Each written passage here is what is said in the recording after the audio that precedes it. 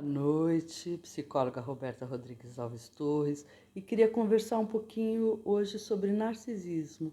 E para isso eu vou trazer um pouco do Ken, o Ken boneco, o Ken do filme da Barbie. Sabe que eu fui pesquisar e que em 2017 o Ken tinha 15 modelos dele no mercado, diferentes, e a Barbie em 2016 já tinha 60.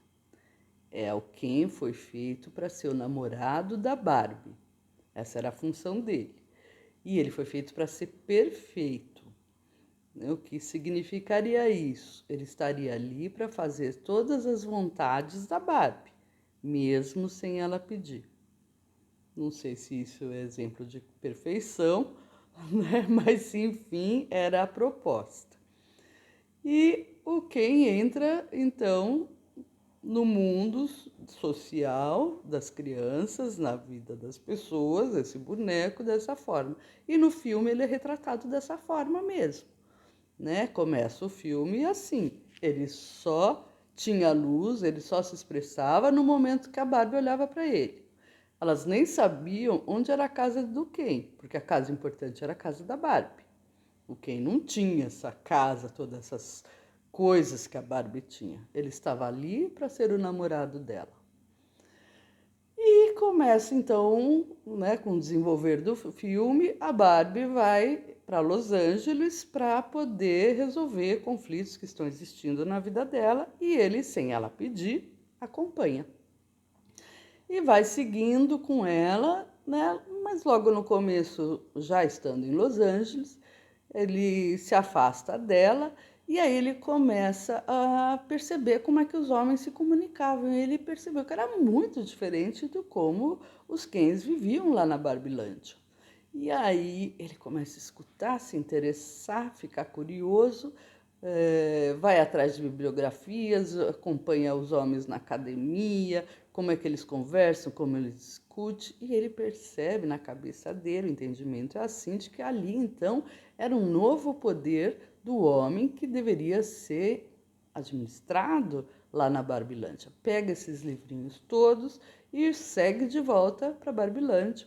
Deixa a Barbie ali sozinha, que por um lado tem um lado interessante dessa história, porque é quando ele começa a se separar, se desmisturar da Barbie. Vai para lá, ocupa esse lugar. Só que ele vai para lá com as referências que ele tem teóricas sobre esse funcionamento e que ele compreendeu dentro da cabecinha dele o que era esse ser homem. Vai para lá, ocupa o espaço e para ocupar o espaço, ele entende que tem que tirar o espaço da Barbie, das Barbies, né? Retira dos lugares, retira das casas e ele entende que então, para ocupar o poder dele, o lugar dele no mundo, ele terá que tirar a outra pessoa. Vocês por acaso já observaram isso em relacionamentos? Né? Onde parece que tem pessoas que, para ocuparem um espaço, elas precisam diminuir outras, que as outras fiquem mais submetidas ao desejo deles, seres humanos, né? Porque isso não é uma questão de gênero. No caso ali é representado por Ken e Barbie, teoricamente, né? Um modelo feminino e masculino. Mas nós observamos isso na vida. Tem pessoas que fazem isso, fazem desse jeito, né? Que entendem que o mundo está mais centrado ao redor delas, né? Que elas são as pessoas importantes e que os outros então só tem que rodar em volta delas, né? Isso então é um pouco como a gente identifica o que é narcisismo, né? Essa pessoa que é extremamente autorreferente, que significa o quê? Né? É a pessoa que tem como referência ela mesma. Né? Os outros, então, não importariam muito. Isso num extremo mais complicado do narcisismo. Freud levanta algumas questões sobre narcisismo, que foram, inclusive, mudando ao longo do percurso dele. Né? Ele entendeu num dado momento que era algo relacionado à perversão, né? Tem outro momento ele entende que faz parte do ciclo do desenvolvimento do ser humano, né, que faz parte de uma fase da vida. Se a gente parar para pensar, todo mundo vai compreender isso, que quando nasce uma criança em casa, né, ela é realmente o centro da vida. O mundo gira em torno dela. Só que a criança vai desenvolvendo, ela vai então entendendo que isso não funciona bem dessa forma, né? Deveria pelo menos entender, né? Se espera, conforme vem o amadurecimento, que ela vai entendendo isso. Então, vamos entender que a pessoa que ficou mais focada nela mesma e não percebeu essa existência do outro no mundo, ela vai ficando mais imatura emocionalmente. Né? Uma outra questão que o Freud levanta também, que essa pessoa que está se relacionando com uma pessoa mais narcisista, que muitas vezes essa pessoa é um objeto para ela. Né? Não é então uma pessoa, é um objeto que está ali para satisfazê-la. E uma outra percepção que ele ainda trouxe, Freud, é que também estaria ligado com autoestima. Né? Então, para isso, a gente, observando essas questões, vai entender o quê? Que essa questão é uma questão que pode ter vários níveis. Porque para ter autoestima, eu preciso sim ter uma referência do meu eu. Agora, como é que eu vou equilibrar isso para ter a referência do meu eu e não perder a referência do outro? Né? Isso então é uma questão super importante, né? Do amadurecimento, inclusive da relação. Você vê que quando a Barbie volta para Barbilândia, ela se vê no lugar onde o Ken estava.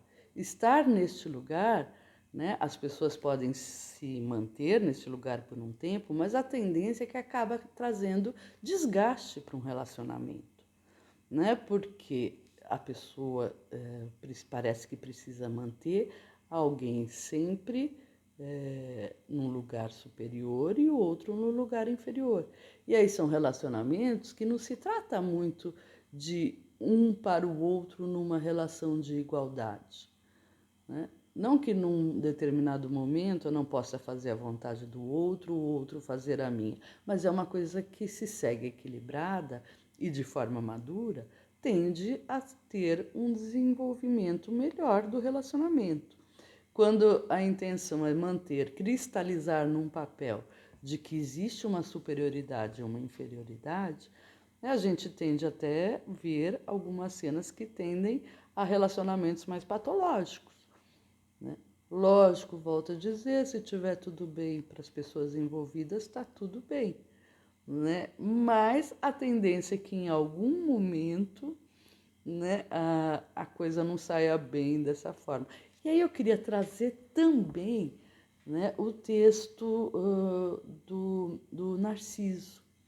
Né? Então todo mundo conhece a história do Narciso, entendendo Narciso achar feio que não é espelho, né? Como o Caetano cantou na música, né? Aquela pessoa que era apaixonada por si mesma. Aqui eu vou trazer um pouco mais da história anterior do Narciso. O Narciso era um homem muito bonito, todo mundo, muitas pessoas o desejavam, queriam ficar com ele, né? Só que ele era uma pessoa mais fria, mais indiferente, ele não se conectava afetivamente a ninguém, né? De alguma forma, ele usava as pessoas como um objeto, né? E algumas pessoas foram se ressentindo. E aí foi solicitado que ele fosse castigado, né? Que ele pudesse amar uma pessoa que ele nunca teria. E aí isso foi escutado, né? E quem foi essa pessoa que ele amaria que ele nunca teria? Ele mesmo. Ele nunca conseguiria tocar nele mesmo. Então ele era uma pessoa que não tinha nem noção do outro e nem de si mesmo. Na hora que ele olha para si e se vê belo do jeito que ele pôde ver no reflexo da água, ele queria se tocar e se ter e não conseguia, né? Então isso tornou uma relação que no caso seria uma relação com ele mesmo, que também ficou impossível, porque ele precisava ter e pegar aquilo para ele. E ele não ia conseguir pegar essa imagem. E ele morreu assim, né? Esse foi o castigo dele. Então, essa é a questão do narcisista, né? Lógico que eu estou levantando essa questão às pessoas que têm uma tendência mais patológica sobre isso. Porque, como eu disse antes, um pouco de narcisismo no sentido de ter autoestima é extremamente importante. Então, falei um pouco disso e vou deixar a reflexão para vocês, né? Como é que está a relação de você com você mesmo, a tua relação de autoestima com você, sua relação de amor com você, né? E o quanto você permite, né, que a outra pessoa também possa chegar perto de você, né? E você poder se entregar para essa pessoa se entregar para você. Não que precise ter isso. E eu não estou falando só de relação amorosa, né? Porque tem pessoas que falam, mas eu não quero me relacionar com ninguém. Não tem problema, não precisa, né? Mas com ninguém não dá, né? A gente acaba sempre se envolvendo com pessoas, ou da família, ou amizade, ou seja lá onde for, né? Onde às vezes esse lugar mais autocentrado, de uma forma onde eu não percebo o outro, vai me colocar numa posição de provavelmente sofrimento e frustrações. Então, gostaria de deixar essa mensagem, gostaria de deixar essa reflexão, né, que vocês possam com isso reavaliar um pouco da forma como se colocar no mundo, né, se for bom para você. Se você gostou, deixa seu like, indique para amigos e nos vemos a semana que vem. Beijo grande.